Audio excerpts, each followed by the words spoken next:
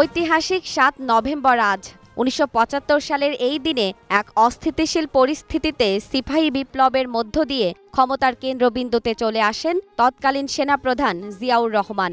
অভ্যুত্থান পাল্টা অভ্যুত্থানের পর সব অনিশ্চয়তা কাটিয়ে নতুন করে ঘুরে দাঁড়ায় বাংলাদেশ।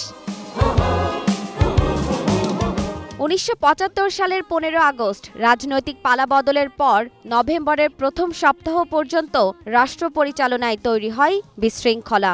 চলে অভ্যুত্থান পাল্টা অভ্যুত্থান। ৩ নভেম্বর ক্ষমতা দখল করেন ব্রিগেডিয়ার খালেদ মোশাররফ। আটক করা হয় সেনাপ্রধান জিয়াউর রহমানকে। শ্বাসরুদ্ধকর পরিস্থিতির মধ্যে পড়ে দেশ।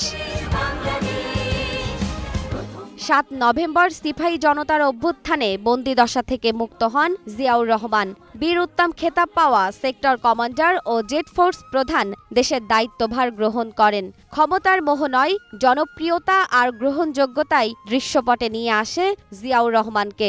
খুব অল্প সময়ের মধ্যে সেনাবাহিনীতে ফিরে আসে শৃঙ্খলা। তার হাত ধরেই গণতন্ত্রের নবযাত্রা শুরু হয় বাংলাদেশে। অবসান হয় একদলীয় শাসন ব্যবস্থার। ফিরে পায় সংবাদপত্রের স্বাধীনতা।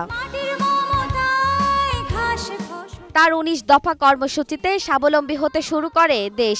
গতি পায় অর্থনীতি। আন্তর্জাতিক বলয়ে বাড়তে থাকে বাংলাদেশের বন্ধুর সংখ্যা।